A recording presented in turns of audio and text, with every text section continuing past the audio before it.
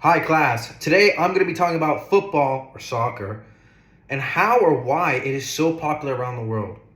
According to FIFA.com, over 4 billion people consider themselves football fans, which is half of the world's population, and 250 million consider themselves players of this sport, with most of this number coming from Latin America, Africa, and the Middle East. Now, I want to say, I don't think most people understand the importance of this sport around the world. Through this speech and through my experience living in Europe, I'm going to explain to the listener how important this sport is and why it's the most popular sport in the world, period. 3 things I'm going to go over. First is how it was made, how the sport was created. Second, why it means so much to the average person. And third, what can you expect if you visit a country with so much football presence? Well, first let's go over how it was made.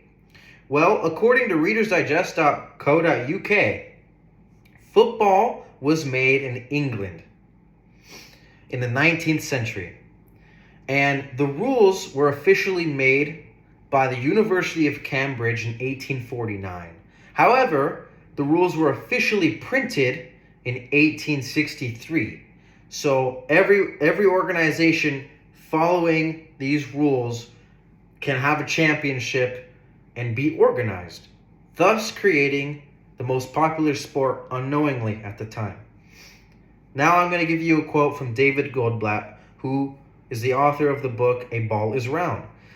Football captures the brilliance of unpredictability, the uncertainty of the human heart and human skill of improvisation and chance.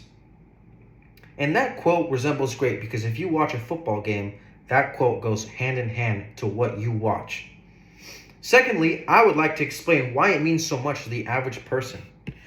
Well, according to sustainabilityreport.com, football is more than a sport. It is the world's game. Football is a way for all walks of life, rich or poor, to come together and watch the same thing. It breaks down social boundaries. It can be picked up by anyone. You can play it anywhere. And I think that's what really gives it the edge over other sports. It allows people to escape the realities of their life for a little bit. And I don't think people understand the loyalness and passionateness of the fans. Short story to coincide with that. When I recently moved here, I went to the mall with my mother, and it was a Sunday, and at that time I didn't know, but Sunday is when football games are played. Well, me and my mom enter the mall, and it seems almost empty. Where is everyone? We don't know, so we explore. Well, next thing you know, everyone is in the middle of the mall. Workers, families, everyone, just watching the big screen in the middle of the mall and watching the live game. And that is when I realized this is an important thing. Thirdly, I'm going to explain what to expect if you visit a country with a big football presence. And an example is the one I just gave. You're going to see a lot of people invest a lot of time looking and watching their games, regardless if they're important or not. But now I'm going to transition into a very important part. So I want to state this is assuming not for all countries, but for Naples specifically.